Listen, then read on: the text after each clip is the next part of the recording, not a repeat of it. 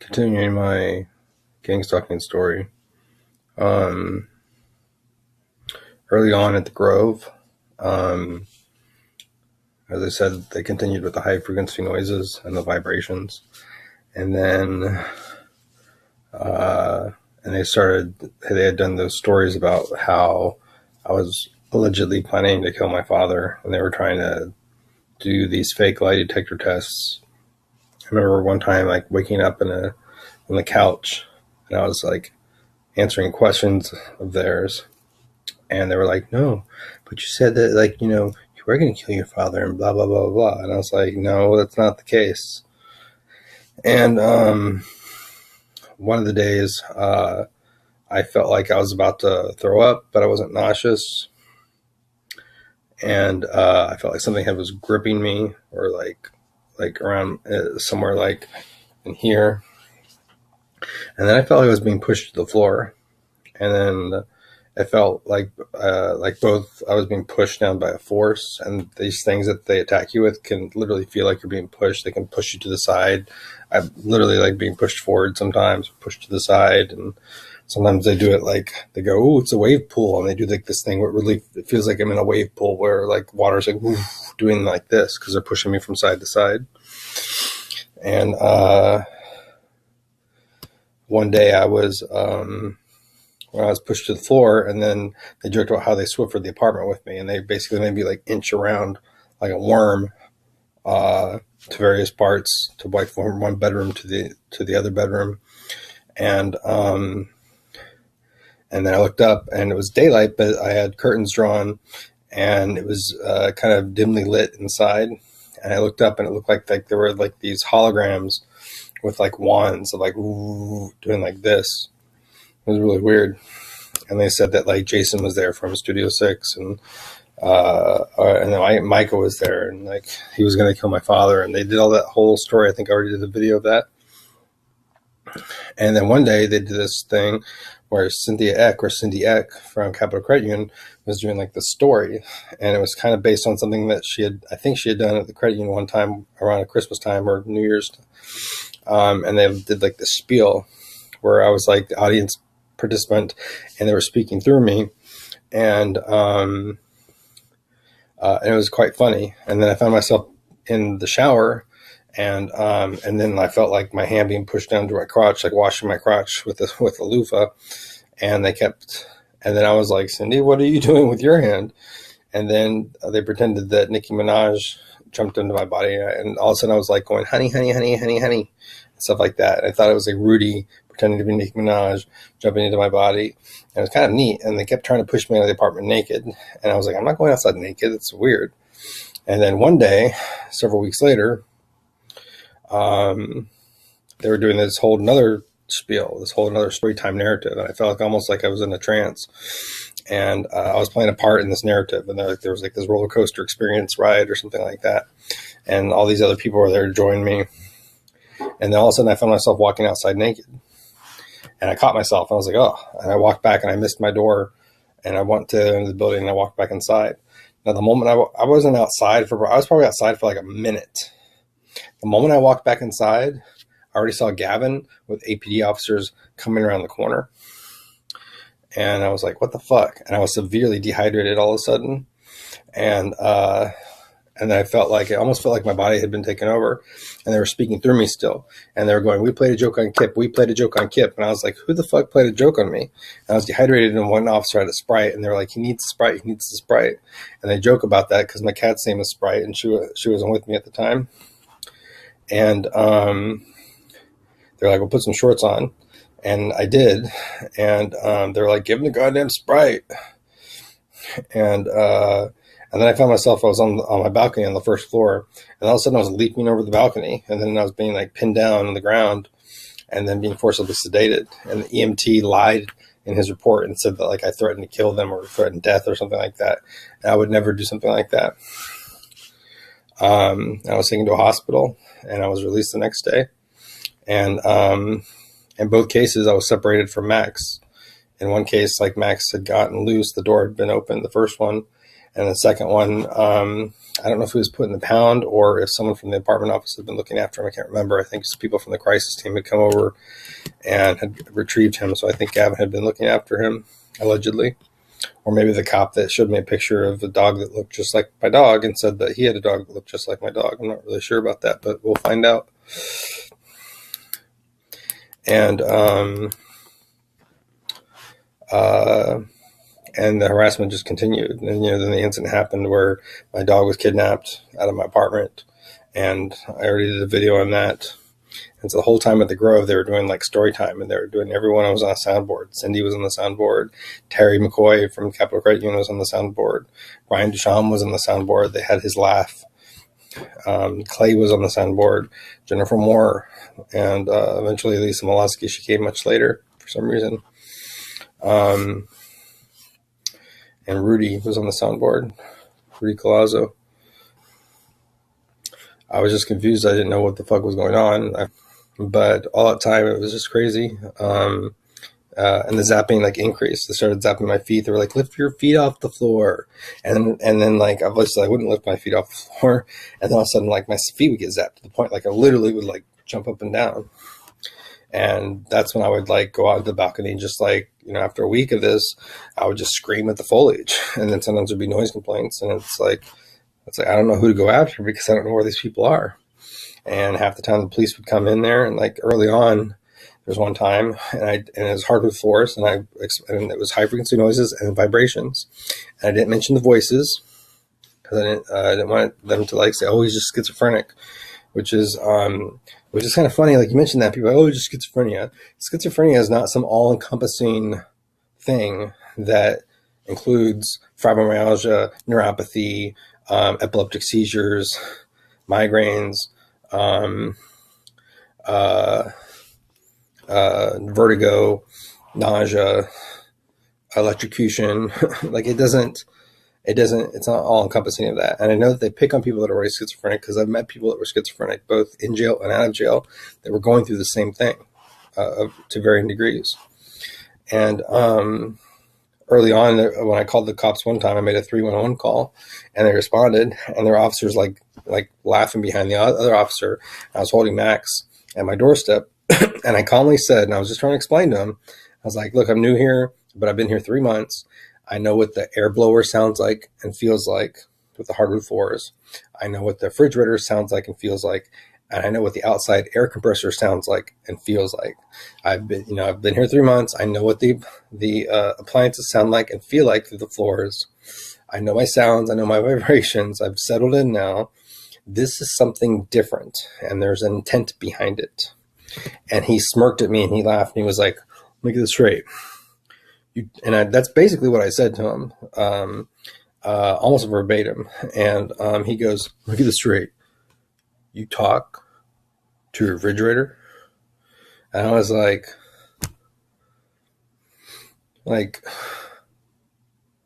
nothing that I just said described anything like me talking to my refrigerator or me hearing like the refrigerator talk to me. It was, "You talk to your refrigerator?" So that asshole's either in on it or he just doesn't know how to deal with crazy people. And it's like, what I was describing was not crazy. Like nothing that I was describing should have been a mental illness. And one time I went to my doctor's office, and this is before the stabbing incident. This is the time before the stabbing incident, like a month before the stabbing incident that happened. And I was like, I didn't know what's going on. And I was like looking through video footage, and my doctor came in and he was like, "Oh, do you have an overlay on that? Like the footage looks weird." I'm like, "I know it looks weird because this projection nonsense." Overlay was a buzzword. He didn't say filter, artistic filter or something like that, artistic effect. He said overlay. And he also mentioned bees and infrared. And around that whole week before, they kept going buzz, buzz, and they kept projecting bees in the foliage. And they were like, "It's a sting operation. It's the Vice Squad. You're going to get stung." That same day that I came back from the doctor's office after going to the pretrial and meeting with my lawyer, there's a dead bee in my bath mat, like right in the middle of my apartment. My apartment had been left unlocked. And so I know, I'm pretty sure someone placed it there. I do not believe that a single bee floated, went into the middle of my apartment bathroom and like landed right on my bath mat and just died there. That didn't happen. So that's disappointing that someone did that. I don't know, it was Gavin or the guy that had stayed over the night before, who had heard the voices. And when they were calling me faggot at Studio 6, I found myself in several instances like walking around, and in one case, in another instance, I was walking, and I was letting them talk through me again, and they were like, "You know what you need, Kip?" They're like, these guys like joke about putting your ass up and like and jolting you and making you hump the bed, because sometimes they would get me, I'd be in the bed naked, and they would jolt me in a way that looked like it was humping the bed, and they would joke about it, and they pretended like I was on some onion link with the video being broadcast to like my neighbors, and it was really embarrassing. And they were like, we're going to get you, like, this is bullshit. And we're like on the crew, and we're going to like leave. And I'm walking down like Man Shack. And then I walked down to the 7-Eleven, and eventually there were some cops there like asking me questions because I was talking to myself. And then I was with the cops inside 7-Eleven, and I was like, fine, I'm just here to buy a drink. And like, they watched me buy it with the debit card. And when I was talking to them, they were talking through me, and they were like, I'm the guy driving the guy. I'm the guy that talked to you outside. This is the guy that we've been fucking with for like years. And they did that, and I was walking around again, and then I get picked up, and I didn't realize at the time they picked me up on a public intoxication, and I wasn't on anything.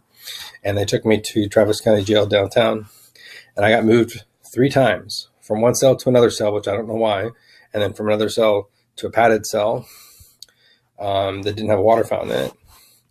From the first 2 cells, they pretended like there was some game show. And I was looking at the warped mirror. They have like these mirrors that are shaped like this, that are like bolted to the wall. And I felt like Aaron Hilton was talking to me through me. And I was like, hey, Kip. And he's like, it's Aaron. It's Aaron. Oh my God, Kip. Oh my God. We've been like watching the whole thing. Like, oh my God. And they pretended like it was like this like reality show quiz moment where you had to get like 5 stars, like on Candy Crush or something, instead of 3, like 5 stars, like doo, doo, doo, doo, doo, bring, and they even did sound effects with it. And I would really like to get the footage from those cells. And I was mesmerized. And then they started zapping my feet in the second cell. I was like, ah, ah, ah. I was literally like jumping off the ground because they were zapping my feet so hard. And then they put me in a 3rd cell. In the third cell, there was this white officer and a black female officer, a white male officer and a black female officer that kept coming to my cell. And I kept saying, I need water. They kept dehydrating me. They were zapping me with something. I just felt like my whole mouth go dry. And it felt like there was like this heat all over my body. It felt like I was being burned. And I kept buzzing them. And I was like, I need water. And they gave me like 2 little tiny Dixie cups, like itty bitty ones, like with some water in there. But then like I was in the cell for like, I think an hour at least. And I was like, I need water. And one time the white officer came over there. And he was like, well, where's your cup? And I was like, there's a hole in it. Like, I need water. Give me water. And he just like smirked. And the black female officer came over, and like at least one time she acted like she was like ticking something off, almost like they were recording the times that they weren't giving me water. And I didn't understand it. And then a female officer came in with 1 or 2 male officers, a white female officer. And then I started seizing up. Like my muscles felt like they were being, like they were cramping up. And they handcuffed me, they put handcuffs on me. And then she drove me pretty recklessly to Del Seaton, where I was there. And she kept telling me that they were going to take the cuffs off. I was so dehydrated that I literally had to put my head in a sink that had like an auto turn on where you wash your hands. I literally had to put my head in there and get water. And she kept saying she was going to take the cuffs off me, and my arm kept like cramping up on me. And I was like, I was like, she wanted to take my blood pressure. And I was like, I was like, if you take the cuffs off, you can take my blood pressure, but you're not taking my blood pressure with my hands behind my back. I don't like that blood pressure thing. And then they came in, forcibly sedated me. And right before they forcibly sedated me, I went like that. And I heard my kippy whistle, which is like this wooden whistle. It's like, this long, and it's got like 4 little holes at the end of it. It's like a little choo-choo train whistle that had like kippy on it from when I was a kid. And they showed me a graphic of that. And I heard that come out of me. I was like, what? And then like a whole group of like medical staff and officers like did this and sedated me. And I've been forcibly sedated several times, and It is not pleasant. It is so violating. And I woke up that night, and they kept trying to make me think I was in the hospital for longer because the checkout date says that I was there for like 3 days. I wasn't. I was there just till the night, and then I checked myself out that night, and I left. And that whole time at the Grove too, they kept joking about IVs. Who are you going to get an IV? You're going to get an IV. And all of a sudden I tested for neurosyphilis, and I still to this day don't know if I had it. I still treated for it the next year. I went through 2 weeks of IV antibiotics, but I believe that my results were tampered with possibly, or at least that they used that as an excuse, as he may have that, so that other people like my dad and Tom shouldn't have told my dad, and I told him not to. I'm so disappointed in him for doing that, so that they would think that there was a reason for the shit that I was going through. And neurosyphilis takes decades for symptoms like that to occur, and it can't explain everything anyway. And I treated for it anyway, but it was something that had been teasing me with the whole year, just like with my medical records that were released. I didn't even know about that public intoxication charge until I got out of the hospital and I checked myself out. And there's one time at the Grove too, where they separated me from my dog again, and I was being zapped in the back of the police car. That took me to the psychiatric mental health facility. I don't know if it's still. I've been there one time before, and it took me 2 hours to wait for a doctor, and then he saw me for like 2 minutes, and then he released me. And then I'd wait the next day until 8 a.m. or 9 a.m. to go get my dog out of the fucking pound. On one of the calls near the end of my stay at the Grove, it was like the second to last call that was made. There was a white officer, and he just continued walking around the property. And then a Hispanic officer, a very attractive male Hispanic officer, sat there and talked to me. He was smiling with me the whole time. And he was like, I have a dog that looks just like your dog. And I've been separated from Max. And he may very well have a dog that looks just like my dog. But Max is a very unique looking dog. He's not a unique breed. There's lots of Boston Terrier pug mixes that are called Bugs, Buggs. But he showed me a picture, and it looked like someone had put a different collar on Max. And it looked exactly like Max. So that's something that needs to be followed upon as well. That sounds paranoid, but it's something that's very easy to look into. And if he doesn't have a dog that looks just like my dog, I mean, I was separated several times by the police from my dog forcibly, then what the fuck? So I guess that wraps it up for the Grove. So my stay at the Grove lasted till July, I believe. And then I went to, and around that same time also, I looked up George Longoria, my former best friend, who had heard me talk behind his voice on the soundboard behind his back, which I wasn't. But he truly did hear it, and I didn't know it until I was going through it. I believe I could be paranoia, but I believe that they went on next door and added George Longoria to a place off of Manchek called Victory Road or Victory Lane. And around that same time, at my doctor's office, the medical assistant's name was Victor. I'm not saying that there's anything connecting them, but they like to create some coincidences, and then they like to harp on other coincidences to make people paranoid. And I found this ball with an 8 on it, drawn on it, and then they made an 8-ball reference all the time, and which is a drug reference, and a pool ball reference. And then my sister showed up one time when I got to the Wood Spring a few weeks later after I lost my house, and she visited me, and she had a black shirt with a little 8 on it, like an 8-ball shirt. And they're like, "Oh, your sister's in on it." Ah. And but with the Victor thing, when I also went to the Wood Spring, and a friend of a friend visited, and his name was Victor, and across the highway was Victor Road, over near the Whataburger at Breaker and IH-35, the Wood Spring there. I made a big deal about that. And then when I took a road trip after all that in September, and I found myself in Houston, I was being prayed to by a black church with the band of black guys. And they were one guy was holding my hand and praying, and he was praying for victory for me. And they're making a big deal about that. So I think some of that was fabricated. I believe that they made up George. I don't think there was a George Longoria. Could be wrong. That lived off of Victory Road or Victory Lane, off of Manchac. I think they added him since George is my best friend. And I went to go by there to visit, and he wasn't there obviously because he didn't live there, and he never lived there. And I believe they also subliminally suggested to my dad to pick the wood spring up at 35. And then the other coincidence is that I used to live on Tower Trail when I had my house. And then the second to last incident that happened when I was at the house in Manor, there's a Tower Road, which they took me to wait for the paramedics when I was being zapped. And I know, and I'm pretty sure they knew I was being zapped because I literally was brought to my knees like I was having an epileptic seizure, and they weren't treating me like someone that was having an epileptic seizure.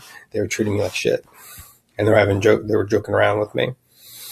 But that's basically my stay at the Grove and a little bit at the Wood Spring. So that was the nightmare of more than half of 2017.